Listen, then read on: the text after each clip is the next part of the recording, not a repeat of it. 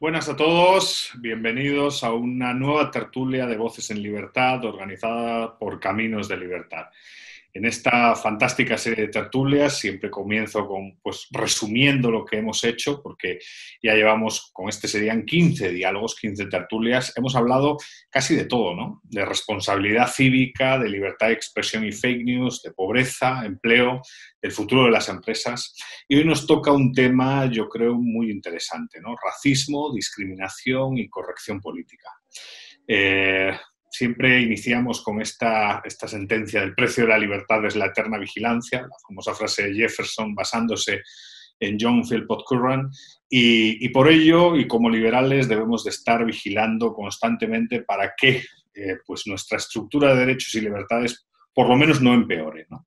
Y para discutir sobre tan polémico tema al día de hoy, pues disfrutamos de una mesa de primer nivel como de costumbre en la casa. Tenemos con nosotros a Vanessa Kaiser, directora de la Cátedra Hannah Arendt de la Universidad Autónoma de Chile, directora del Centro de Estudios Libertarios de Chile, columnista en varios medios de comunicación, pero bueno, destacan sus columnas en el Líbero. También autora y productora de vídeos en YouTube. Yo he seguido varias de sus reflexiones en YouTube sobre cuestiones vinculadas a la libertad y ha publicado varios artículos y varios libros, ¿no? En definitiva, una intelectual de ese clan Kaiser que tanto ama la libertad y que tanto queremos los liberales. Está también con nosotros Julio Hubbard, poeta, ensayista, editor y traductor, director general de la editorial Thule Multimedia, director literario de Tusquets Editores y editor de Letras Libres.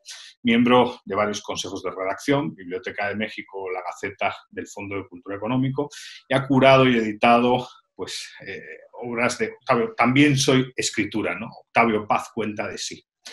Contamos también en la mesa con Manuel Llamas, gran amigo. Compartimos además maestro, ambos vinimos de la Universidad de Santiago de Compostela y ambos tuvimos a Bastos como nuestro tutor, tanto para la tesina como para la tesis, periodista y politólogo español, director de Libre Mercado, uno de los grandes diarios digitales españoles adscritos a Libertad Digital, ha colaborado en un sinfín de libros y publicaciones de naturaleza económica y política y sin duda alguna es uno de los grandes divulgadores de las ideas de la libertad en la España de hoy. Se ha aventurado últimamente al salto ahí institucional y ahí está dando la batalla, cosa que agradecemos todos aquellos que creemos en la libertad. Está también con nosotros Esteban González de Rejón, director de la Fundación Bastiat en México. Trabaja en un gran número de proyectos centrados tanto en el campo de la economía política como en la cuestión de la libertad y la democracia. Uno de los miembros fundadores del movimiento libertario en México y un activista comprometido con la filosofía de la libertad. Cuenta también con varias publicaciones en revistas indexadas, y en distintas publicaciones también en revistas de divulgación o en el propio Caminos de Libertad, ¿no? Y por último, pero no menos importante, también se encuentra en la mesa Francisco Zayes, economista y conferencista ecuatoriano, profesor en varias universidades y director del Comité Económico Bancario de la Asociación de Bancos Privados del Ecuador, autor de un libro, por ejemplo, La desmitificación de la dolarización. También Ecuador, All You Need is Dollar, la recuperación del Ecuador. Bueno, como ven, una mesa, como siempre, muy interesante en la casa. La metodología, ya saben, es una metodología dinámica, muy sencilla. Vamos a lanzar 3 preguntas y la idea es que las respuestas no sean muy largas, sean de 3-4 minutos para que el diálogo disfrute de cierto dinamismo, ¿no? Y son 3 rondas de preguntas. Una, además, la última, que ya les explicaré, es una pregunta que hemos hecho a todos los invitados a lo largo de estas 15 sesiones, ¿no? La primera pregunta, sin embargo, es una pregunta vinculada a lo que nos toca, ¿no?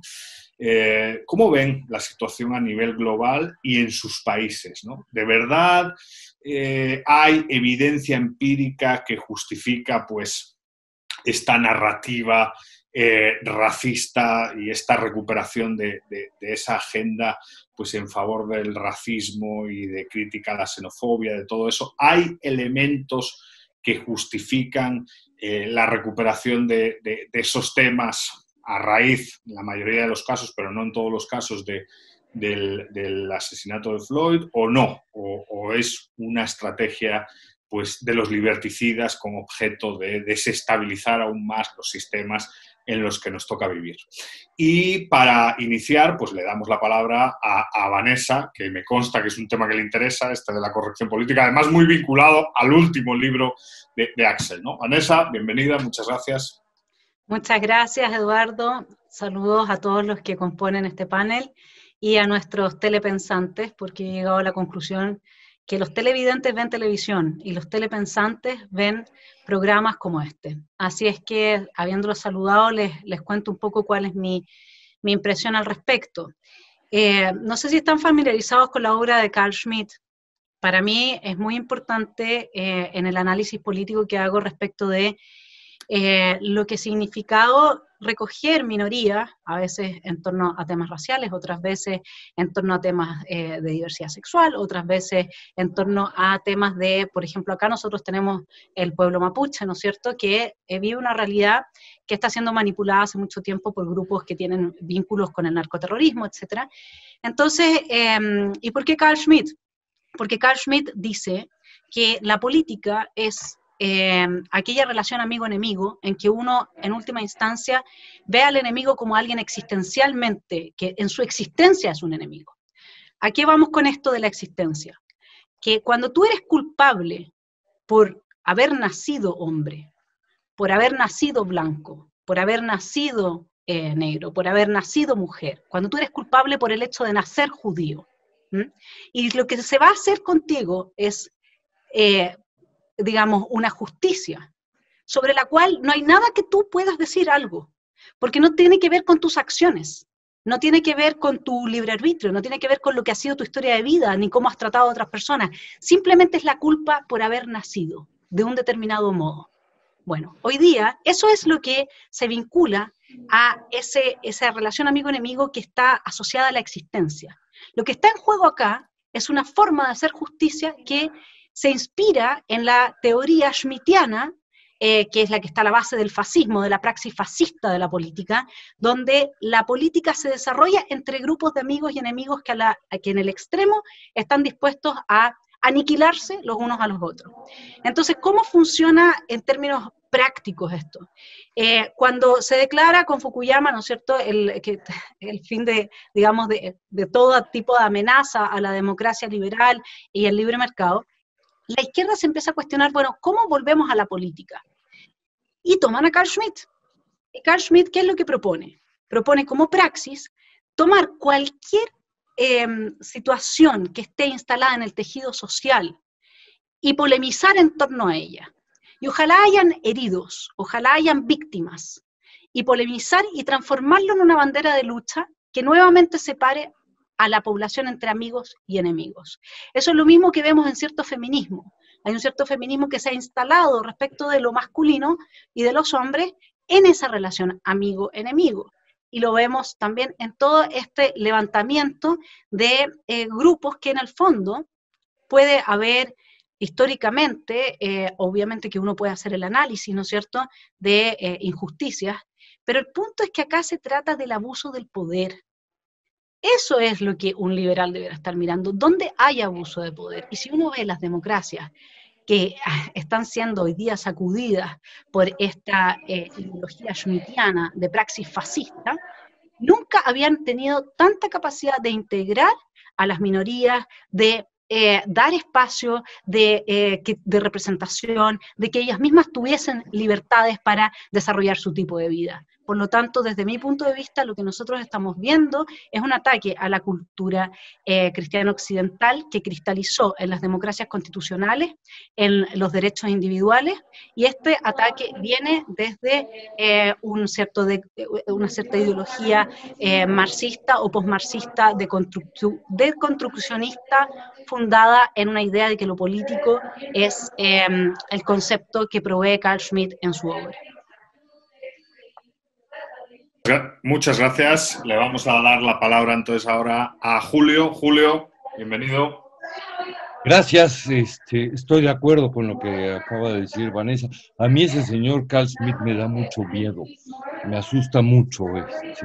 Es un teórico prácticamente imbatible en términos argumentales, pero muy tramposo. Pero quiero regresar para salir desde otro lugar. Me preocupa muchísimo la norteamericanización o la gringuización o yanquización de la exposición de la problemática. Finalmente, los Estados Unidos están en un proceso muy interesante, muy caótico, están disparando mucha baba negra y mucha basura. Tienen problemas culturales muy profundos y problemas jurídicos muy profundos. Pero no debiéramos tomarlos nosotros como si fueran la exposición de una problemática propia. Estaba viendo en Fernand Braudel, cuando habla de las civilizaciones actuales, cuando habla de América Latina, el capítulo 2 dedicado a América Latina dice la casi fraternidad de las razas, y comienza diciendo: América Latina ha sabido en todo caso resolver, o por lo menos a pesar de las reticencias, de los retrasos o de las restricciones mentales, está a punto de conseguirlo, una de las más graves dificultades que se le planteaban, el problema de las razas. Había una tradición en la lengua española muy caótica, llena de defectos, de vicios, de vanagloria cultural muy equívoca, pero a diferencia del problema norteamericano, en donde las razas están perfectamente delimitadas y los negros están en su lugar de negros y los blancos en el suyo, y los rojos y los cafés, etcétera, sin mezclarse, en América Latina la palabra raza significaba, por ejemplo, para Juan Montalvo o para Sarmiento, desde el mismo Bolívar, una opción cultural, una civilización. Hablaban de la civilización latina. De modo que el problema del racismo, más bien en América Latina, para usar un neologismo y distinguirlo, el racialismo latinoamericano era una apuesta a futuro, una apuesta integradora. Eso valía la pena. Eso estaba bien hecho. De ahí viene Vasconcelos, con muchos problemas. Es un problema, una discusión que se puede volver bizantina, pero en el trayecto iba dejando una apuesta cultural de irse apropiando de un pasado de otro continente, con una lengua que no nació aquí, y sin embargo se vuelve nativa, y descubrimos que podemos ser herederos de un universo histórico sin pertenecer a las tierras donde esto surgió. Es decir, era un cosmopolitismo bastante lento, mucho menos activo, quizás mucho menos brillante que el otro gran concepto que ahora estamos poniendo en crisis de manera absurda. A ver, Chesterton decía que la modernidad, su modernidad, cambio del 19 al 20, estaba lleno de ideas cristianas que se habían vuelto locas. Dejo aquí sobre la mesa esta idea de renovar a Chesterton. Nuestra civilización actual está llena de ideas ilustradas que se han vuelto locas. Muy interesante. Le pasamos la palabra a Esteban. Esteban, bienvenido. El micro está muteado. Gracias, Eduardo. Buenos días a todos, y gracias a Caminos por organizar estos espacios y por la invitación. Y yo quisiera quizá dar una respuesta un poco distinta al planteamiento teórico de lo que es la modernidad, de lo que es una sociedad moderna, de lo que es la identidad y de lo que puede ser la coerción, y sobre todo el uso político que se le da a esto para hablar del fenómeno más en sí, ¿no? Porque cuando pregunta Eduardo, pues hay evidencia empírica de que hay racismo. Bueno, creo que lo que dice Julio es muy pertinente, ¿no? Hay que contextualizar y hay que ver de qué sociedad estamos hablando y qué clase de racismo estamos hablando, pero, y creo que también el problema norteamericano es completamente distinto, pero no separado del continente, ¿no? Vasconcelos o inclusive Bolívar, pensadores, la cuestión de la raza y del papel de la cultura desde una perspectiva política ha estado presente en la parte del continente del sur también desde hace mucho tiempo. Es súper difícil la pregunta de si hay evidencia empírica, ¿no? O sea, estamos haciendo estudios, la gente inteligente se está preocupando por esta clase de cosas. Yo no creo, ¿no? Y quizá por eso también tenemos falta de evidencia empírica, ¿no? Falta de estudios. Tenemos evidencia empírica de varias cosas y tenemos dejos, ¿no? Y vemos en la sociedad, yo diría, sí, ¿no? Si hay cierta evidencia empírica, yo he podido tener cierta evidencia empírica sobre los problemas de racismo en distintas sociedades, en sociedades europeas, en sociedades norteamericanas, en el mismo México. Pero ese es, digo, como que ahora supongo que esto se irá desglosando en la conversación, el reconocer o el decir que hay un problema de racismo, que no es más que una discriminación basada en color de piel, ¿no? En raza, en cosas que, como decía Vanessa, yo no tuve nada para decidir. No es que me haya dejado rastas y por eso me feo, no es que tengo una playera del Che y por eso me vean feo o no, es algo que no escogimos, consideramos arbitrario, y yo sí creo que podemos decir que nuestras sociedades modernas, con toda la libertad de elección y la libertad para decidir con quién queremos estar, con quién queremos establecer una conversación y con quién no, hay racismo, ¿no? De entrada hay muchas personas que juzgan de manera económica, ¿no? Rápido, un assessment de la clase de persona que eres por tu color de piel o así, y ya, ¿no? Creo que sí hay evidencia empírica de eso, no hay estudios conclusivos o robustos que digan qué nivel está institucionalizado en México, por ejemplo. O si en Estados Unidos el problema institucional que tienen, por ejemplo, como de brutalidad policíaca, es todavía más brutal con la sociedad negra, independientemente de los números y controlando por todas esas cosas, ¿no? Entonces, hay evidencia empírica de varias cosas. No sé si hay evidencia empírica para decir vamos a hacer un programa para desaparecer la CONAPRED o para establecer la CONAPRED al cuadrado, ¿no? Muy bien, muchas gracias. Manuel, ¿qué piensas? Sí. Bueno, a ver, el debate es muy interesante, ¿no? A ver, yo me gustaría hacer un balance un poco general, en línea con lo que estaba comentando inicialmente Vanessa. Estoy muy de acuerdo con esa visión. Yo creo que esa dicotomía amigo-enemigo está muy presente en el debate actual, no es casual.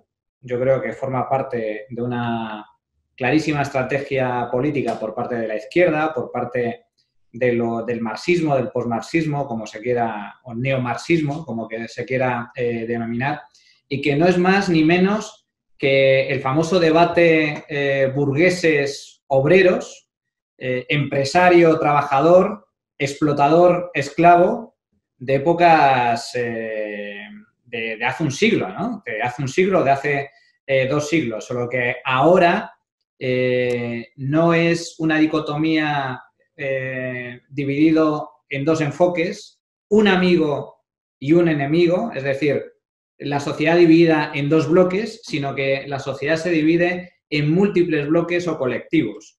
Es decir, esta visión colectivista sigue muy presente y, de hecho, en los últimos años mucho más, y es una visión colectivista en el que la izquierda abandera derechos colectivos, nuevos derechos inventados con un claro objetivo político para dividir a la sociedad en bloques, autoproclamarse como el defensor de los derechos de determinados colectivos o determinadas...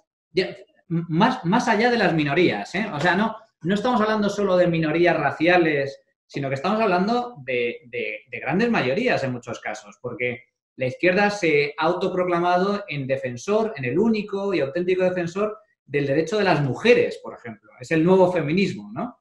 Que tiene de todo menos feminismo. Es decir, es el machismo de toda la vida, el machismo opresor, discriminatorio y absolutamente injusto y deleznable que regía en tiempos pasados, solo que ahora se pretende enarbolar con la bandera del feminismo por parte de las mujeres y en contra de los hombres. El hombre es criminal, es culpable por el hecho de ser hombre, y la mujer es víctima, siempre es víctima y siempre es inocente por el mero hecho de ser mujer.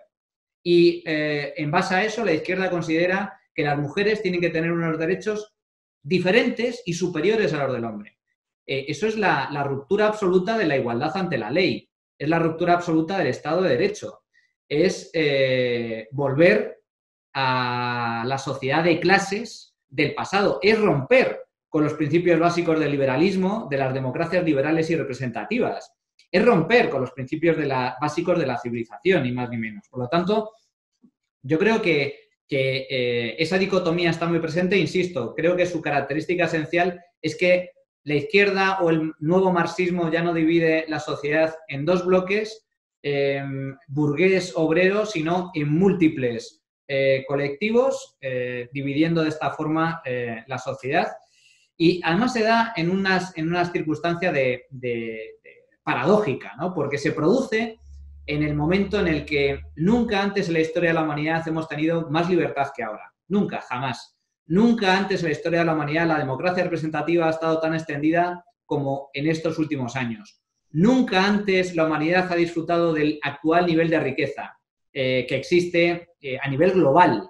Nunca antes en la historia de la humanidad ha habido tan pocos pobres como en la actualidad. Cuando me refiero a pobre de verdad. Gente que realmente pasa calamidades para sobrevivir, para mantener un mínimo nivel de vida, un mínimo nivel de alimentación, para, como se señala por parte de los indicadores internacionales, vivir con menos de $2 al día. Esto, en la actualidad, quizás ahora con la crisis económica global, pues va a aumentar, pero estamos en unos niveles próximos al 8% de la población mundial. El 8% de la población mundial es soberanamente pobre, pero el 92% restante no lo es, ya ha salido de esa pobreza. Hace cosa de 2 siglos era justo al revés. El 92% era pobre de solemnidad, y el 8% vivía de una forma más o menos cómoda. Bueno, pues eso resulta paradójico, ¿no? En el momento en el que vivimos con mayor grado de libertad, con mayor grado de democracia, con mayor grado de riqueza, resulta que surgen este tipo de debates absolutamente arbitrarios, interesados, sectarios, con el fin, insisto, de alcanzar determinados objetivos políticos. De ahí precisamente que sea tan importante lo que comentabais al inicio de la necesidad de esta vigilancia permanente para defender libertades individuales. Y ya, para terminar, más allá de este enfoque un poco general, todo esto que ha surgido a raíz de la muerte de este ciudadano norteamericano de raza negra, Floyd, se habla de racismo y se dice, esto es un crimen... Manuel, llevamos 6 minutos ya, ¿eh? Acabo. Se dice, 30 segundos. Esto es un crimen racista. Yo me pregunto, yo pongo en duda que sea un crimen racista. No creo que el policía o los policías estén acusados de matar a este ciudadano por el hecho de ser negro, ni mucho menos. Y el hecho de que, lo preocupante sería que los policías resultaran impunes ante este delito. Y sin embargo han sido acusados y se enfrentan a gravísimas penas de cárcel, lo cual demuestra que la sociedad norteamericana, pese a sus defectos, no es una sociedad racista, sino que es una sociedad en el que a día de hoy sigue imperando la ley y el imperio de la ley. Bueno, vamos a darle la palabra al último invitado para cerrar esta ronda, que es Francisco, que está, me imagino, en la montaña. O sea que, Francisco, bienvenido. Gracias, Ana. Aquí con los indios la cosa y disfrutando muchísimo de esto. Y gracias por... rápidos comentarios. Primero, evidencia empírica del racismo, en mi caso, empíricamente, indiscutible. Y quisiera tal vez enfocar todo esto por decir que el racismo lo hemos convertido en una cosa blanco y negro, cuando yo entiendo que todos somos racistas. todos hemos sido racistas. El racismo es como la honestidad, es un rango de cosas, solo que hay varias personas que son más conscientes de ello y avergonzados de tener esos prejuicios sin razón. A mí me asusta muchísimo esta politización del racismo. Estaba el conferencista anterior hablando solo de la izquierda, de la izquierda, de la izquierda. ¿Qué tiene que ver la izquierda con el racismo? Es un tema de razas, es un tema desgraciadamente, los que han politizado el racismo es los que están en el poder en los Estados Unidos ahora. O sea, ellos han hecho un tema del racismo como una plataforma política, según yo. Soy ciudadano norteamericano, vivo en los Estados Unidos y como experiencia empírica del racismo, para mí es muy personal el tema de que habiendo sido un latinoamericano privilegiado, evidentemente yo he dado racismo, he sido blanco en la mayoría de las sociedades en las cuales he vivido, pero aquí he tenido la oportunidad de estar del otro lado de la moneda, de ser juzgado simple y llanamente por mi color de piel. Entonces, es para mí interesantísimo también escuchar, así como yo no tengo la competencia cultural para hablar muchísimo de lo que han sufrido las mujeres en tantos años de historia, y esto lo internalizo mucho porque tengo una hija mayor de edad, y con ella he tenido varias conversaciones diciendo, wow, recién adquiero el conocimiento de el acoso sexual, etcétera, etcétera. Para mí es también difícil que mucha gente que tiene y ha nacido y siempre ha militado dentro de un ambiente de privilegio, o sea, podemos ver cualquier cantidad de estudios que ser blanco te da un halo effect. Los estudios sobre la discriminación en términos de la criminalidad en los Estados Unidos versus otras culturas o razas como la blanca, la negra y la marrón, son para mí indiscutibles. O sea, o sea, la evidencia es clara, es abrumadora en términos que sí hay un racismo aplicado consistentemente, que es parte de la naturaleza humana. Lo que pasa es que mientras más se convierta en socialmente aceptable, más polarización hay. Y yo creo que, una vez más, el racismo es como la honestidad, todos la tenemos en diferentes grados, y ahorita estamos todo el mundo queriendo tirar una piedra de que yo no soy racista, tú eres racista.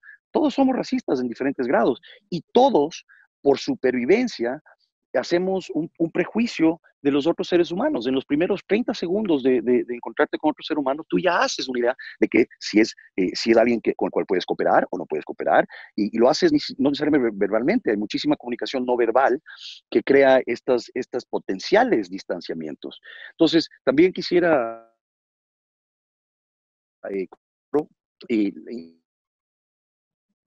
libro de la premio Nobel Toni Morrison, que es de dónde nace este sentimiento de ellos versus nosotros, por qué empiezan estas diferencias. No solo son color de piel, simple y llanamente son cosas que muchas veces estamos a través de costumbres inculcados a vernos como diferentes de otros. Y para mí el racismo es simple y llanamente algo que todos tenemos, y que simple y llanamente en un mundo cada vez más interconectado es algo que es una de esas costumbres que debemos estar más conscientes para poder irnos mejorando individualmente, para poder ser más inclusivos y no exclusivos, porque la exclusividad, un concepto completamente conservador, o solamente se puede dar con violencia. No sé cuánto tiempo tengo, pero creo que ahí creo Sí, que sí, muy bien, Francisco. La verdad es que con base en un poco las respuestas que han dado, pasamos a una segunda fase. Por un lado, claro, hay determinados movimientos que, basándose en evidencia o no, están desarrollando estrategias para desequilibrar la situación en la que nos toca vivir, eso es evidente.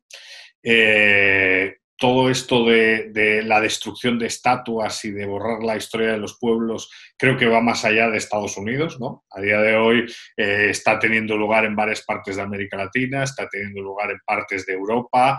Bueno, han vandalizado, por ejemplo, la estatua de Winston Churchill, por ejemplo, que era una cosa como casi sagrada, ¿no? Y ahora pues está vandalizada. Pero sí, esa es, digamos, que una amenaza por el lado de la izquierda, ¿no? Por la derecha, alguna amenaza también hay, porque hay un nacionalismo, una recuperación del nacionalismo así pues cuando menos inquietante, que puede representar pues definitivamente un gran escollo para el libre comercio y para la sociedad abierta, ¿no? Entonces, esta segunda pregunta es, jolín, ¿dónde estamos los liberales, ¿no? ¿Dónde estamos aquellos que creemos en la estructura de derechos y libertades? Porque estamos en una situación muy compleja, ¿no? Por un lado, con movimientos antisistema que quieren destruir el mundo tal y como lo conocemos, que quieren incluso borrar nuestra historia, historia sobre la cual hay evidencia, y por otro lado, pues obviamente nacionalistas que tienen incluso pues, narrativas y discursos nativistas que hablan abiertamente ya, que no sé si eso puede entrar en esta segunda reflexión, sobre el derecho a discriminar, entendiendo discriminar como el establecer o no contratos y relaciones con determinados individuos con los que no se están de acuerdo y tal. ¿Qué hacer como liberales, ¿no? Estamos en una situación complicada, ¿no? Y para esta segunda ronda, pues si quieren empezamos por Esteban. Esteban. El micro. Gracias, ya. Es súper interesante tu pregunta, ¿no? Y sobre todo el dónde estamos como liberales o como personas. Digo, yo creo que nadie en esta conferencia apoyaría el camino que Vanessa o Manuel estaban hablando sobre este schmittianismo y esta resolución política de pasiones y de espíritus animales y solucionar las cosas a través del Estado. Pero sí creo que los liberales tenemos un poco la cabeza metida bajo la tierra, un poco por la actitud defensiva a la que estamos acostumbrados, ¿no? Y a recibir las narrativas siempre con, esto es estatismo disfrazado, y esto es Carl Schmitt, y esto es nada más separar la sociedad.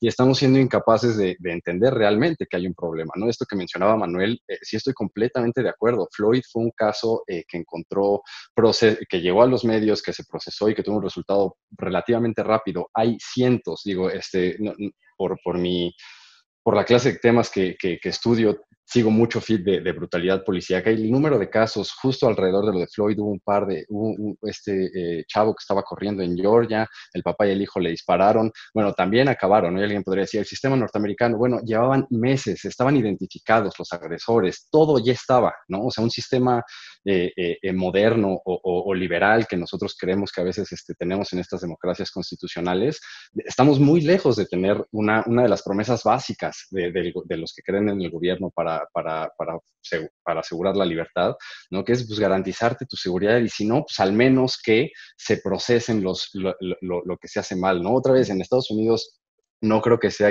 exclusivamente un problema de los negros. Tengo un trabajo sobre descentralización de armas y cuando estaba haciendo esos estudios descubrí que en 2009 a 2010 los costos en los que tuvo que incurrir el gobierno norteamericano para undo wrongs, ¿no? Como, perdón, te matamos, no te teníamos que matar, son cerca de $400 millones, ¿no? Entonces, sí, y esos son los casos que llegan, y los casos que ven la luz, y los casos en donde se resarce el daño. Hay muchísimos donde no, ¿no? Y entonces, ser capaz, por ejemplo, de reconocer eso. A Paco, yo tuve el gusto de conocerlo en una reunión liberal, de gente liberal, se supone donde van personas que valoran la libertad individual y a los dos, perdón, pero, o sea, y los miembros de estas comunidades pues nos ven y si pueden entablar una conversación entre nosotros o alguien que se ve como Paco, como yo, y alguien que se ve más como ellos, van a hablar con alguien que se ve más como ellos, ¿no? Y esa clase de dinámicas están presentes en todos lados, ¿no? También en nuestras sociedades mercantiles, si queremos hacer un evento de relaciones públicas, si queremos high-end, ¿no? Los influencers que van a ser blancos, o sea, hay cosas que están ahí, ¿no? Y no podemos simplemente no verlas por el miedo de decir, es que estos son de izquierda, y si les doy, y si lo reconozco, entonces ya estoy apoyando que exista una institución pública que persiga y condene la corrupción, la discriminación. Entonces, o sea, creo que de entrada tenemos que reconocer el problema, reconocer que está ahí, ¿no? Ponerle un freno a cualquier otro intento de decir, bueno, vamos a tener una institución externa, exógena, ¿no? Que entonces haga que nos comportemos y que nos moderamos y que seamos políticamente correctos. Pero yo sí creo que tenemos que reconocer el problema, pelear esa clase de instituciones, pero justamente con el argumento, con la narrativa y que nos van a permitir identificar más el problema, ¿no? Platicábamos con Paco hace rato, ahora es muy fácil saber, como ya la gente no tiene miedo a decir las idioteces que pensaba antes, ya te las dicen, ¿no? Antes no, por la corrección política, ahora es mucho más fácil que identifiquemos con qué clase de personas podemos hacer comunidad, con qué clase de personas queremos establecer relaciones y qué clase de personas no. Y como liberales también creo que podemos pensar en las soluciones no estatistas al problema de la discriminación, ¿no? Y pensar cómo nosotros podemos, con la manera en la que consumimos, con la manera en la que reproducimos mensajes o algo así, pues sí, intentar de ampliar los estándares de belleza, ¿no? Pero es súper duro. Yo sí tengo amigos que trabajan en relaciones públicas o en cuestiones más, sí, de vender imagen y tuvieron la mala suerte de ser morenitos, ¿no? Y entonces lo viven de una manera tan cercana y yo veo cómo los afecta, que desde el punto de vista, evidentemente, no creo que en México haya un racismo institucionalizado que desde el gobierno afecte más a alguien, pero pues desde un punto de vista social sí, ¿no? Y la sociedad, nosotros los liberales somos los que tenemos que proponer alternativas para que la sociedad en sí, endógenamente, ¿no? Se cure de estas cosas y que regresando a lo que decía Paco, todos discriminamos y está bien discriminar. Simplemente hay discriminaciones que son bastante imbéciles, ¿no? Y si yo no le voy a hablar a alguien por el color de su piel, puede que esté perdiendo muchísimo, ¿no? Y podemos hablar de los modelos económicos que dicen cómo el que pierde es el que discrimina y entonces, ¿no? Pero aún así, tenemos que poder atender ese sentimiento de chale, de por qué esta persona me está juzgando por algo que no depende de mí, que está ahí, ¿no? Y que Manuel lo decía, todos estos de izquierda, mejor si hay una víctima. Hay una víctima, hay un montón de víctimas que se sienten discriminadas y que se sienten hechas menos por cosas que ellos no decidieron. Y tenemos que tener algo para ellos, creo yo también. O sea, reconocerlo y ofrecer alternativas. Muchas gracias. Le vamos a pasar la palabra nuevamente a Francisco, si quiere hablar sobre este tema, que reflexionó sobre la discriminación y tal. ¿En qué rol, como liberales, qué posición debemos de jugar, qué narrativa debemos de construir para atacar tanto a unos como a otros, en realidad, ¿no? Sí, claro. Yo creo que una de las cosas que yo he experimentado muchísimo es la muerte del liberalismo a través del conservadurismo. Los liberales estamos fundados en que la razón nos va a dar mejoras a la humanidad y en principios universales. Sin embargo, cuando hablamos hoy por hoy de muchos de los temas en círculos liberales, pues entra el tema de que las costumbres que las cuales tenemos son las que valen y las que podrán venir, no, ya las excluimos inmediatamente. ¿Dónde estamos los liberales? Los liberales somos adaptivos, somos los que traemos nuevas ideas. Pensemos en los liberales que trajeron a la democracia a Norteamérica y a Bolívar en Sudamérica. O sea, no eran conservadores, no estaban pensando, las costumbres son las que tenemos que respetar para siempre. No, hay que evolucionar. Esos son los liberales. Los liberales traemos nuevas ideas universales para el bien de todos, dentro de las limitaciones que existen en un cotidiano convivir, que cada día más se vuelve no más confrontativo, pero ciertamente tenemos cada vez más roce humano en este globo terráqueo que todos habitamos. Entonces, los liberales creo que, como dice Esteban, tenemos que nosotros ser los que propongamos nuevas ideas, no basadas en partidismos, no basadas en ideas de izquierda-derecha, no basadas en nacionalismo, sino basadas en la moralidad. Es decir, ¿es verdaderamente moral y universal quitarle oportunidades a alguien solamente por el color de su piel? Pues no. No creo, yo no creo que lo es. Otra persona puede creer diferente, pero si vamos a vivir todos en comunidad, tenemos que llegar a ciertas verdades o comunalidades en las cuales podamos todos convivir en paz. Entonces, creo que ¿dónde estamos los liberales? Es una muy buena pregunta, porque muchos liberales de hoy lo único que promulgan es un conservadurismo a ultranza. Por ejemplo, hemos pasado de discutir ideas a ser partidistas, y más allá en los Estados Unidos de pasar de ser partidistas a pasar a discutir personas. Es ahora culto de personalidad, en vez de realmente decir, espérame, nosotros somos los que discutimos ideas, y discutir ideas universales. Entonces, este arraigo con el costumbrismo es antiliberal por su propia naturaleza. El liberal piensa para adelante y usa la razón para buscar verdades universales, si las existen, o aplicar dentro de nuestras comunidades el buen vivir, el convivir, la cooperación. Y en esto, Esteban y yo hemos tenido largas conversaciones, Berta también, sobre el énfasis de nuestra literatura sobre la competitividad versus la cooperatividad. Pensemos por un momento cuántos actos absolutamente competitivos de cero suma tenemos al día. Yo creo que son cero, porque adicionalmente cada acto competitivo está parado sobre un cúmulo de actos cooperativos. Entonces, estas son el tipo de cosas que creo que nuestra literatura, nuestra dinámica nos ha llevado a pensar en la competitividad. Esa competitividad nos lleva a pensar entre unos versus otros, cuando en realidad nuestro mundo capitalista, nuestro mundo liberal está basado en la cooperatividad. ¿Dónde están los liberales? Pues buena pregunta. Definitivamente los liberales no son los conservadores y hemos estado desgraciadamente, creo yo, de hace mucho tiempo metiendo a los conservadores dentro de la misma carpa, y seamos sinceros, ahí sí hay unos y otros. Ideológicamente no tenemos nada que ver los unos con los otros. Desde los 30 tiranos que mataron a Sócrates, pues Sócrates no murió siendo conservador, era un liberal. ¿Y quién lo mató? Lo mató el conservadurismo. ¿Y dónde están los liberales? Los liberales son los que tenemos que proponer y pensar más allá de nuestros propios prejuicios y bondades y privilegios, para tratar de crear un mundo más universal y más cooperativo, creo yo.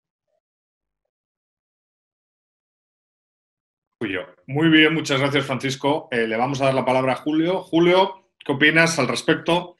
Este tema es más polémico. Creo que el liberalismo está bajo asedio temporal. No es susceptible de ser matado porque no es un organismo, es un principio muy básico en torno al cual se articula la vida política. Digamos, podemos reducir el asunto casi a una caricatura. Liberal es todo aquel que supone que el poder debe ser limitado. Desde allí podemos organizar sociedades políticas. Pero sí estamos en un problema muy grave. Es un problema que toca al mismo tiempo históricamente el racismo y nuestra circunstancia actual casi en todo el mundo occidental. Quizás también en algunas partes de Oriente. Es perfectamente natural sentir desconfianza, miedo y repulsión cuando mi etnia se enfrenta a una etnia distinta. Eso es una reacción que tienen los perros y los gatos y los seres humanos, los monos humanos. Ante esta problemática en un mundo que se vuelve cada vez más dinámico, no queda sino la apuesta ilustrada del cosmopolitismo. No hay sino exponer. Los griegos no hablaban de colores de piel porque, como dijo Tucídides, Grecia está en sus barcos, es decir, son comerciantes por todo el Mediterráneo y conocen pieles oliváceas, pieles oscuras, pieles claras. La mezcla, el contacto diluye, pero esto es una apuesta cultural. Ahora, lo que me preocupa es este momento en que la juridificación, la exigencia jurídica de convertir mi voluntad, mi bondad en derechos, amenaza a las sociedades, sobre todo cuando estamos viendo una serie de colectivos. No existe la posibilidad de una técnica jurídica racional si partimos de que se puede legislar para grupos específicos. Eso es contradictorio de suyo. No hay forma de llevarlo a cabo. Y de ahí sale el comercio negrero de América.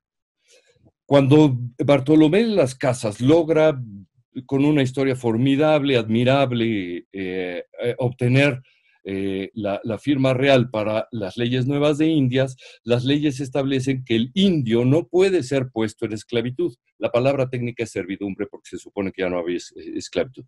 No puede ser puesto en servidumbre. Sí, pero las leyes especifican la palabra indio. Ahí no dice la palabra negro, de modo que vamos por los negros y empieza el comercio negrero. Y eso empieza en Portugal y también los mismos españoles y acaba convirtiéndose en el gran problema negro de los Estados Unidos. Este problema es generalizado. Lo vemos también en esta voluntad inversa. Digamos que los hippies de los años 60 apostaban porque mi relación amorosa no puede ser puesta en un contrato, apostaban por quedar fuera de la normalidad jurídica. Hoy asistimos a un movimiento contrario. Tiene valores, tiene intereses, tiene posibilidades, tiene sus argumentos a favor, en donde cualquier forma de relación exige ser reconocida por el Estado. Hombre con hombre, mujer con hombre, etcétera, etcétera, etcétera. No estoy diciendo que sea bueno, no estoy diciendo que sea malo, simplemente es un trayecto contrario al que traía la rebelión juvenil de los años 60, 70, etcétera. Este afán por juridificar mi lugar específico en la sociedad es contrario a la estructura racional del derecho. Sin darse cuenta, están logrando leyes que van a destruir la legalidad de la vida política. Creo que los liberales no estamos en ese sentido en riesgo porque esto no puede sobrevivir, se va a destruir a sí mismo, esperemos que no en forma de guerras civiles. Muchas gracias, muchas gracias. Le vamos a dar la palabra a Vanessa. Vanessa, ¿qué opinas? Bueno, se han dicho muchas cosas. Primero, no puedo estar de acuerdo en que seamos racistas, naturalmente racistas. Y está bien que hayan desacuerdos entre los liberales y que pensemos desde distintas perspectivas, ¿no es cierto?, sobre los fenómenos. Porque racista es aquel que no te reconoce una condición de igual dignidad simplemente por tu color de piel. Eso en Chile ha pasado al revés y han fomentado una lucha de clases muy importante en que, como no hay racismo, lo que inventaron fue el tema de la igualdad material. Y luego una persona que se ve como yo, entonces tiene que haber nacido en cuna de oro porque soy rubia, y luego entonces la discriminación es para el otro lado. Y aquí pasó una manipulación del 18 de octubre en adelante muy fuerte, donde veíamos exactamente las mismas prácticas que en Estados Unidos. Aquí no hay racismo. Aquí no teníamos, recién acabamos de recibir, digamos, una población inmigrante desde Haití importante en los últimos 2, 3 años. Y no existe, o sea, no hay nada institucionalizado en esa materia porque es una experiencia nueva para el chileno. Entonces, lo primero que quiero decir es que cuando uno ve esas prácticas luego aplicadas exactamente las mismas allá y en Bélgica, donde no era por racismo, era por otro tema. Entonces, y además uno observa, o sea, dentro de la academia, cómo se han comportado en la universidad y qué es lo que se le ha planteado a la gente como dignidad. Mi dignidad pasa entonces porque yo, justamente como decía Julio, logré judicializar mi posición en el mundo, pero ¿respecto de qué? No respecto de lo que diría Hannah Arendt, que tu dignidad es que tú eres un ser humano único e irrepetible, ahí está tu valor. Si te matan a cualquiera de nosotros, nadie igual que nosotros van a ser después, ni nadie ha nacido antes. Y por lo tanto, cada uno tiene, con independencia de si es mujer, si es hombre, su diversidad sexual, etcétera, algo que entregar al mundo.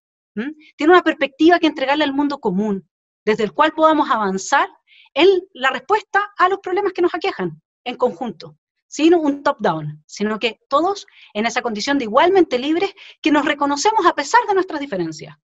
Yo no necesito que un hombre me vea como un hombre. Yo necesito ni que una persona negra o que una persona asiática me vea como negro asiático. Yo necesito que me vea como una persona con igual dignidad. Y eso significa que lo que yo tengo para aportar también tiene un valor, con independencia de lo demás. Dicho eso, quisiera además plantear algunas cosas. El US Census Bureau hace un estudio en 2018 sobre el income by select ethnic groups en Estados Unidos. Primeros están Indian, con $119,000, voy a redondear. Después los taiwaneses, los del Líbano, turcos, chinos, iraníes, japoneses, pakistaníes, sirios, filipinos, etc. A ver, los que más ganan son los indios con $119,000, digamos en promedio, y mientras que los americanos blancos ganan $67,937. Creo que es súper importante para el liberal el dato.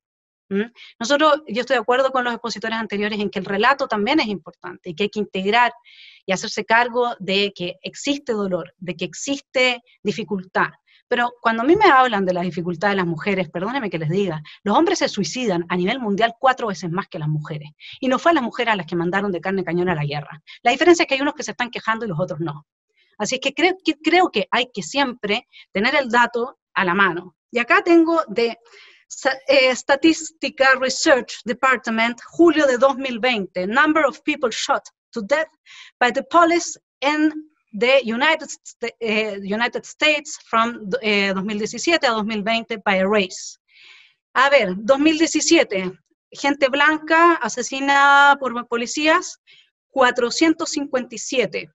Ese mismo año, gente negra, 223. 2018, gente blanca, 399. Ese mismo año, gente negra, 209. 2019, gente blanca, 370. Gente negra, 235. El dato a nosotros no se nos puede olvidar, digamos. Yo entiendo que hay un sustrato de dolor, que hay una historia detrás, yo entiendo que hay una situación emocional, hay una situación histórica de la que hay que hacerse cargo, pero uno no puede perder las perspectivas, y las perspectivas se conservan cuando uno no se desancla de la realidad y termina, digamos, sin ver lo que efectivamente es el fenómeno, porque evidentemente que todos nosotros queremos un mundo mejor, ¿quién no? Pero todos sabemos que el camino al infierno está plagado de buenas intenciones, y al menos en eso los liberales debiéramos de tener un poco más de sospecha.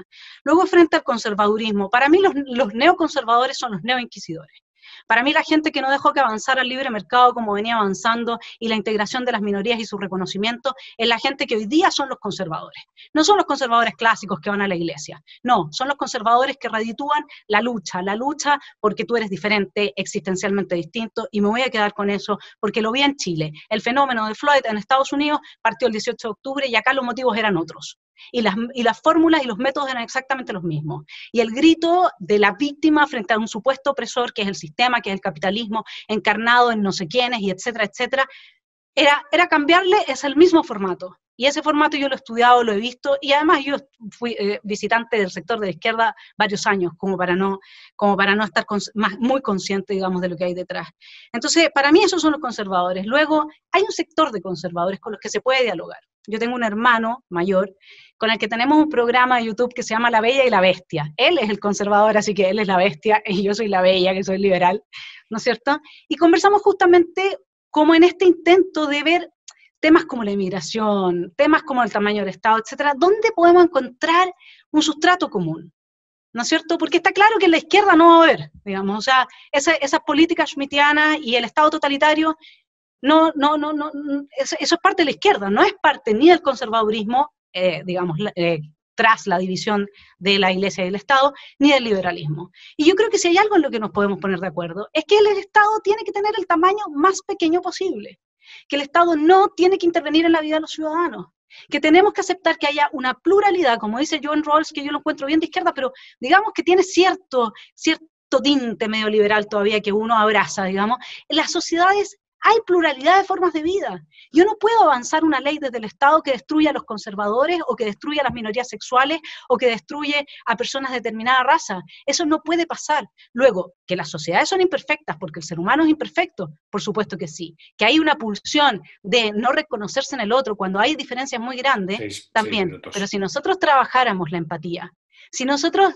leyéramos la teoría de los sentimientos morales, si nos hiciéramos realmente cargo de cuáles son las facultades que un ser humano necesita para trabajar esa empatía racional, de entonces aceptar al otro, ya está bien, no voy a decir desde el amor al prójimo porque eso va a sonar muy conservador, pero sí desde el reconocimiento de su igual dignidad, de ser un igual a mí con independencia de todos los otros factores. Yo creo que ese es el camino. Muchas gracias. Y por último, cierra la ronda, antes de acabar ya con la última ronda, Manuel. El micro. Ahora, perdón. Simplemente me gustaría... A ver, un segundo.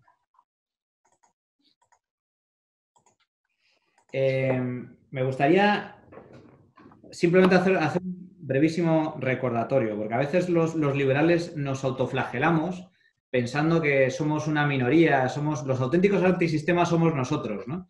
y somos una minoría y el mundo está contra nosotros y la inmensa mayoría de personas piensan diferente a nosotros o están contra nuestros ideales. Y a mí me gustaría destacar una cosa. El liberalismo, los liberales, llevamos triunfando 2 siglos. 2 siglos.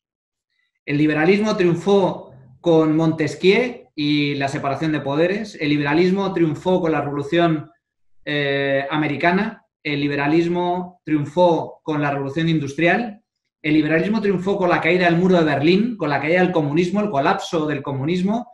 Triunfó con el auge de la globalización, de la que llevamos ya 40 años de éxito, y con la caída del comunismo económico en China. No el comunismo político, pero sí, desde luego, el comunismo económico. Por lo tanto, llevamos 2 siglos de victorias, constantes y continuadas, con altos y bajos. Pero, insisto, es muy importante señalarlo en dónde estamos. Estamos en el mejor momento de la historia de la humanidad, gracias al éxito del liberalismo. Ahora, ¿dónde estamos también? En una situación de riesgo, de altísimo riesgo, porque lo que nos estamos jugando es precisamente todas las conquistas que hemos logrado, que hemos cosechado durante estos 2 últimos siglos y eso es lo que tenemos que mantener. Entonces, en línea con lo que comentas, Eduardo, ¿dónde estamos y qué es lo que debemos hacer? Los liberales estamos en la antítesis de este tipo de movimientos de izquierda. Insisto, creo que hay movimientos liderados por la izquierda, abanderados por la izquierda y con claros objetivos políticos a conquistar por parte de intereses partidistas e ideológicos de izquierda, netamente neocomunistas, y también, cuidado, amenaza por parte de la derecha tradicional, del conservadurismo, del nacionalismo, todos ellos movimientos de algún u otro modo colectivistas. ¿Dónde está el liberalismo? El liberalismo está con el individuo. El liberalismo está donde ha estado siempre, en la defensa de la libertad y los derechos individuales, mientras al resto de colectivistas. Y ahora, ¿qué debemos hacer? El relato, efectivamente, es importante, pero estoy, una vez más, muy de acuerdo con Vanessa. Para mí la clave son los datos. Este tipo de movimientos lo que explotan es el sentimentalismo, es la emotividad, llaman a las emociones, el discurso facilón, el discurso emotivo. Esa es la puerta al populismo, al sectarismo, al totalitarismo. ¿Dónde debe ubicarse el liberalismo? En la razón. Y la razón se combate con datos, se combate con hechos y se combate con argumentos bien construidos. Y vuelvo al tema Floyd. El caso Floyd no es un asesinato racista, es un caso, una vez más, de brutalidad policial. Lo estaba comentando antes el compañero, que tiene datos al respecto, y también los ha expuesto Vanessa. Hay que analizar el número de ciudadanos que mueren a manos de la policía. Por lo tanto, ¿cuál es el problema? ¿El problema es el racismo o el problema es la brutalidad y la impunidad policial que existe en Estados Unidos? El problema es la violencia institucional, por así decirlo. Porque también hay policías negros que matan a negros. Es más, los datos demuestran que el mayor número de crímenes, el mayor número de asesinatos de población negra en Estados Unidos es cometida por negros. Por lo tanto, esos son datos. Los asesinatos machistas, que aquí en Europa y en otros muchos países, también en España, están muy de moda. Cualquier asesinato de una mujer a manos de un hombre es tildado automáticamente de asesinato machista, cuando es en el ámbito de una pareja. ¿Qué tiene que ver el machismo con eso? Yo siempre me pregunto lo mismo. Cuando un hombre mata a su pareja siendo mujer, ¿la mata por ser mujer? No, la mata porque es su pareja. Entonces, ¿cuál es el problema? ¿Es un problema de machismo? ¿Es un problema de celos? ¿Es un problema de sentido de posesión? ¿Es un problema psicológico? ¿Un problema de profunda inseguridad? ¿Miedo al abandono? ¿Odio? ¿Revanchismo? ¿Venganza por haber sido abandonado por la pareja? Los hombres, estadísticamente, matan a más hombres que a mujeres. Se ignora también que las mujeres suelen matar en mayor medida que los hombres a sus propios hijos. Y eso no tiene nada que ver con que sea mujer o no tiene nada que ver con el hecho de feminismo, machismo. No, tiene que ver con otro tipo de razones. al igual que, por ejemplo, y esto lo utilizan tanto especialmente movimientos de derecha, el miedo al extranjero, suelen aducir como argumento que los extranjeros cometen más actos violentos, más robos, más violaciones que los nacionales. Bueno, pues tampoco. Por ejemplo, en el caso de España, el 99,2% de los extranjeros no cometen ningún tipo de delito.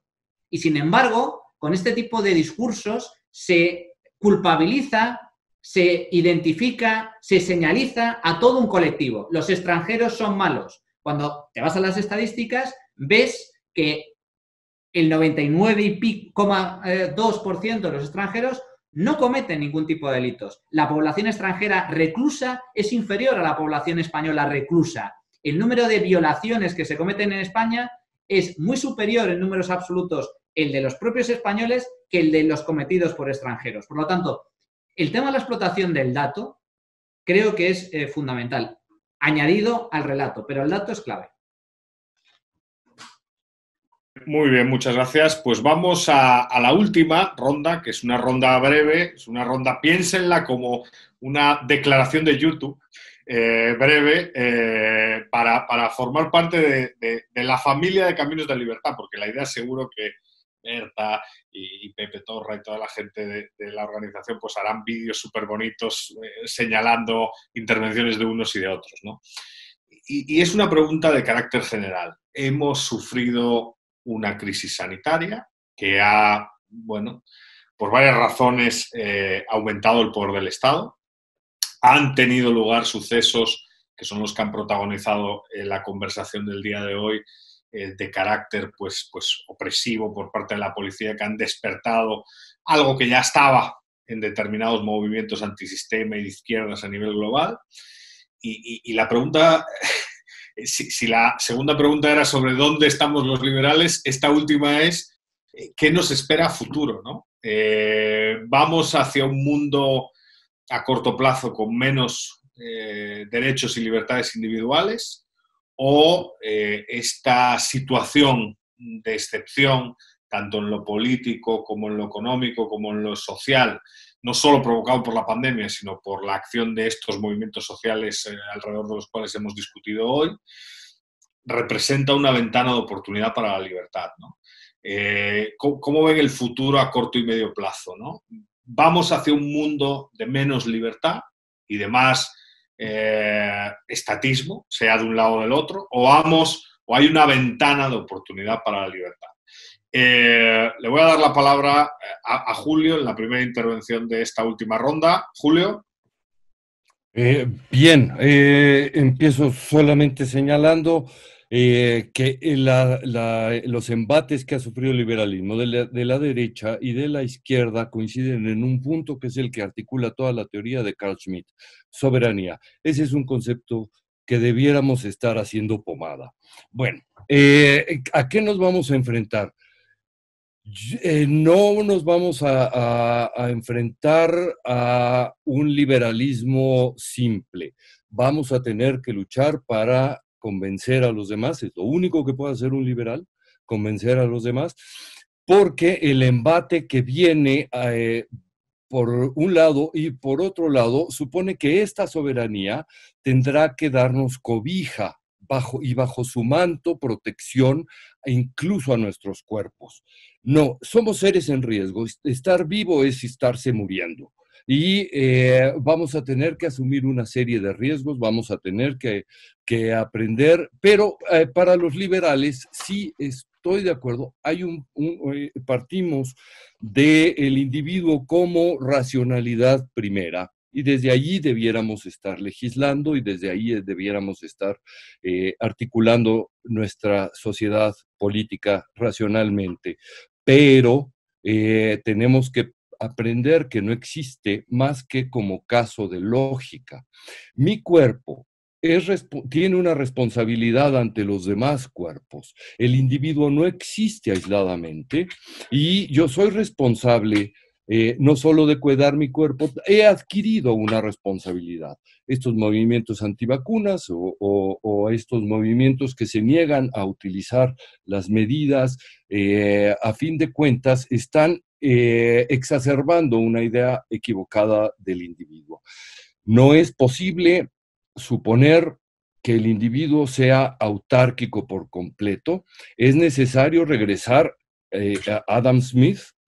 No existe un producto en el que no coincida casi el mundo entero en su producción, y no existe una sociedad en la que yo pueda desentenderme por completo del lugar de mi cuerpo en el mundo.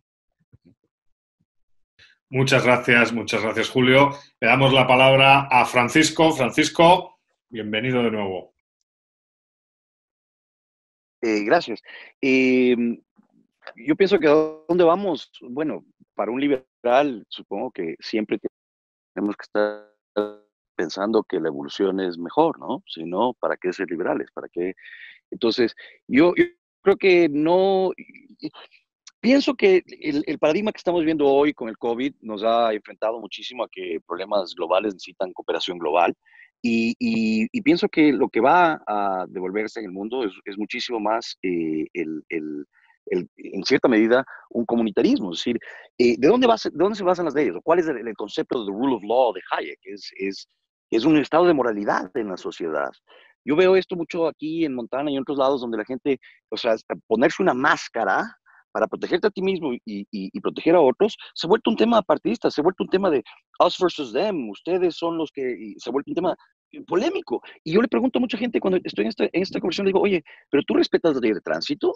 Entonces, ¿cuál es el problema con respetar también, si es que viene una autoridad y decir, oigan, para el bien de todos, vamos a usar máscaras en público para no seguir propagando esto? Entonces ahí empieza el tema, yo soy un individuo, yo soy libre, sí, pero dentro de esa libertad comunitaria hemos desarrollado costumbres y tú las observas sin la necesidad de violencia. ¿Por qué? Porque por varias razones, no vamos a entrar en eso ahora, pero en todo caso, respetar las costumbres que nos hacen vivir en comunidad pacíficamente es, creo yo, parte de la naturaleza humana, y verlas como imposiciones y más bien caracterizarlas como imposiciones, estatismo, etcétera, etcétera, creo que es lo que tenemos que tener una clara definición. Decir, espérame, hay ciertas cosas que como costumbres nos definen a nosotros versus otros, nos dan muchos mensajes en cooperatividad entre grupos, y hay ciertas cosas que debemos tener y estar de acuerdo en costumbres porque nos protegen a todos.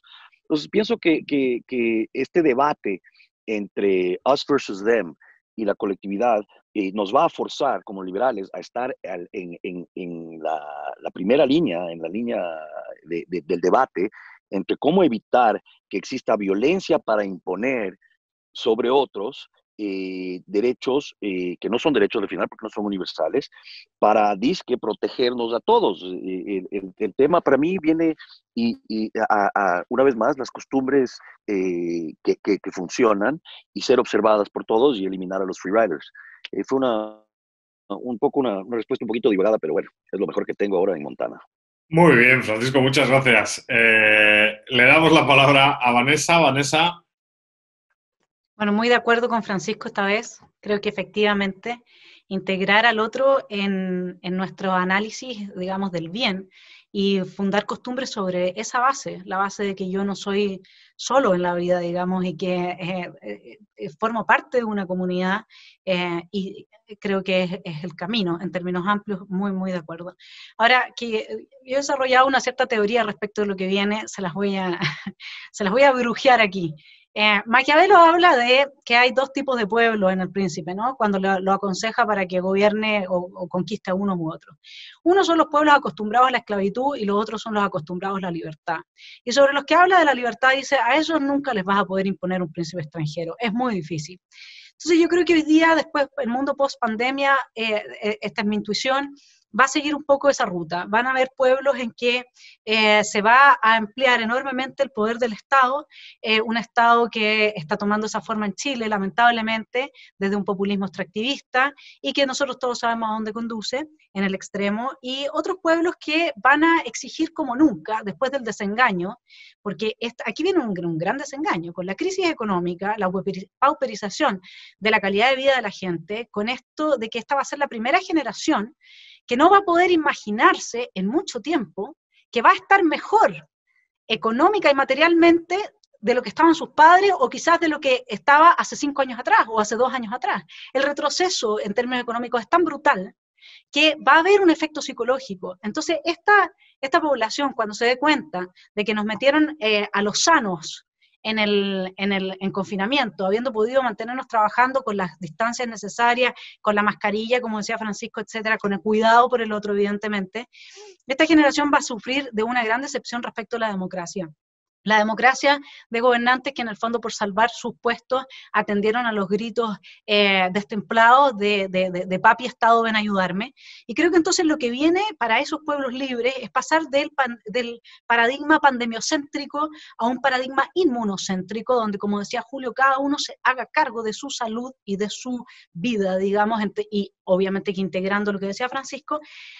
Y desde ahí puede ser que empecemos a transitar. Yo vi, creo que fue Holanda, no me acuerdo cuál de los países estos, que efectivamente el gobernante les pidió que se pronunciaran y manifestaran respecto a las medidas del desconfinamiento a los mismos ciudadanos a través de las plataformas de Internet.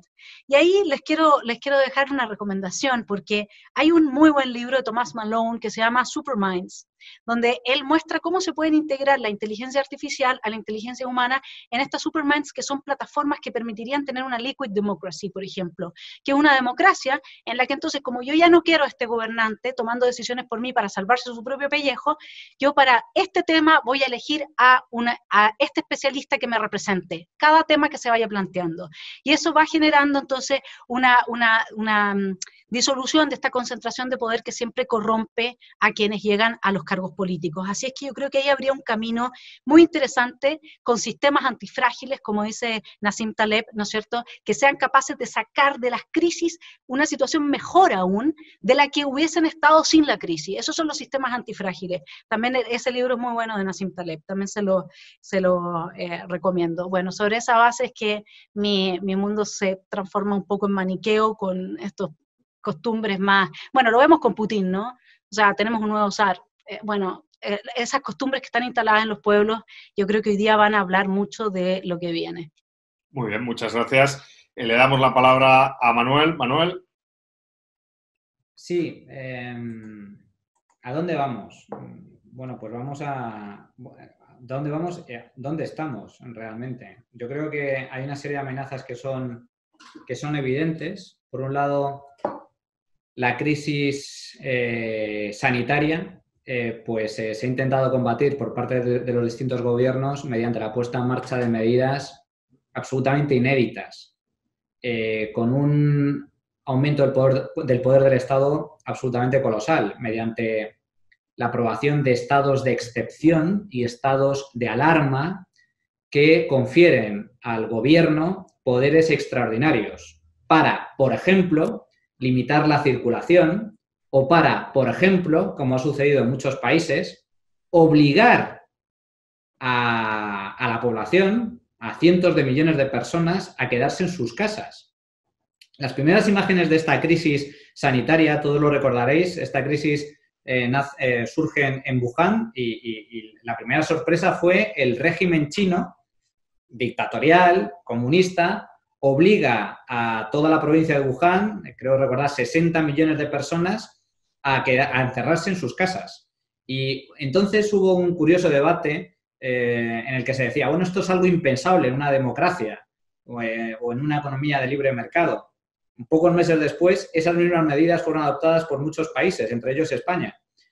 A nosotros nos han obligado durante 3 meses a quedarnos encerrados en nuestras casas. Lo mismo está sucediendo en Argentina, ha sucedido en Reino Unido, es decir, ha sucedido en muchos países. Por lo tanto, existe una amenaza de que esta crisis sanitaria sea una excusa por parte de los gobiernos para poner en marcha medidas de este tipo, ¿no? Estados de excepción. Luego, con la crisis económica también hay una amenaza muy, muy evidente, que es que estamos en una situación de aumento de gasto récord, en niveles de gasto público récord a nivel histórico. Nunca hemos tenido más deuda pública, el mundo desarrollado, me refiero a los países de la OCDE, como en estos momentos. Nunca hemos desarrollado un nivel de déficit en tiempos de paz, quitando los periodos de guerra como el que vamos a registrar este año, ni un nivel de intervencionismo, en muchos casos, como el que estamos padeciendo o vamos a padecer en los próximos meses. Es decir, la crisis económica como otra excusa por parte de los gobiernos para incrementar su peso sobre la economía y su grado de intervencionismo. Ahora bien, ¿cuál va a ser el futuro? Yo creo que va a ser un futuro diverso. Es decir, la palabra crisis significa cambio, etimológicamente. El cambio puede ser a mejor o a peor. Y yo creo que va a haber distintas soluciones, distintos caminos en función de los distintos países y los distintos gobiernos. Estoy convencido de que con esta crisis va a haber países que van a sufrir gravísimos retrocesos, tanto a nivel económico como político y social. Pero al mismo tiempo va a haber países que sí van a adoptar las medidas, las recetas adecuadas y como consecuencia van a salir reforzados de esta crisis y van a servir como referente a otros países de cuál es el camino a seguir, tal y como sucedió con la última crisis financiera, por ejemplo. Y por último, también hay, aparte de esto, una oportunidad. ¿Qué oportunidad ofrece desde mi punto de vista esta crisis? El hecho de que se va a acelerar, ya se está acelerando en gran medida, la digitalización, es decir, la cuarta revolución industrial. Y eso supone mayor productividad, supone mayor generación de riqueza y, por poner un ejemplo, el hecho de que el teletrabajo se haya extendido en la medida en la que se ha extendido, por poner simplemente un ejemplo, resta poder a los sindicatos, con lo cual también ha de ser visto como una oportunidad. Pero insisto, yo creo que el futuro está abierto y va a ser muy diverso. Cada país va a escoger su camino y de aquí a 5 o 10 años veremos cuáles han sido los países que han salido reforzados y, por desgracia, aquellos que han adoptado el camino opuesto. Muchas gracias, Manuel. Y cierra esta ronda y el programa Esteban. Esteban.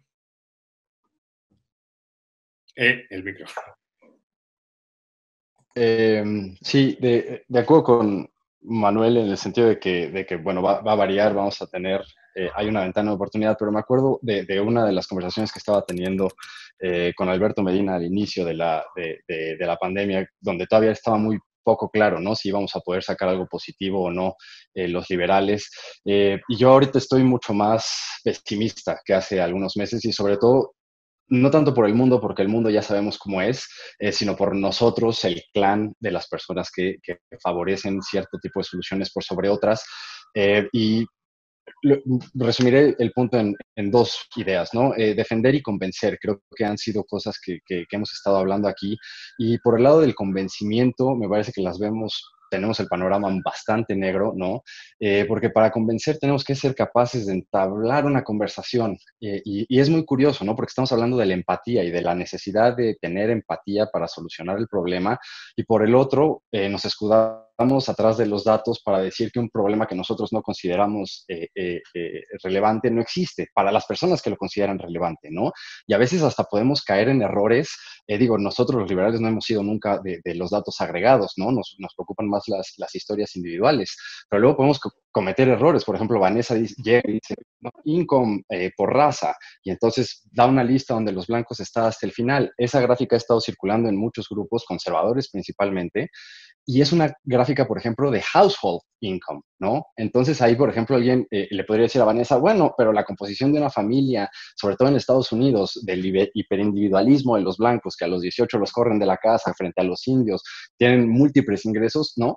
Entonces ahí como que nos podemos clavar en los datos y ver si de verdad los datos están diciendo la historia que nosotros queremos contar o están diciendo la historia que ellos quieren contar, y al final estamos perdiendo la capacidad de establecer una comunicación empática con las personas que están diciendo, oye, hay racismo en mi sociedad y soy un negro en Estados Unidos y en mi sociedad hay racismo, y nosotros tenemos respuestas. Como decía Manuel, yo creo que el problema en Estados Unidos es cómo institucionalizan el uso de violencia, ¿no? Completamente de acuerdo, pero si de entrada decimos que no, están sufriendo eso, en vez de ser capaz como sí, pero lo que tú estás sufriendo en realidad, ¿no? Y jalarlos a lo que defendemos. Y ahí voy a la segunda parte. ¿Qué defendemos? ¿No? O sea, esta crisis, la pandemia y el episodio de racismo me abrió bastante los ojos y se relaciona algo con lo que decía Paco. Estamos defendiendo cosas siempre, todo el tiempo los liberales.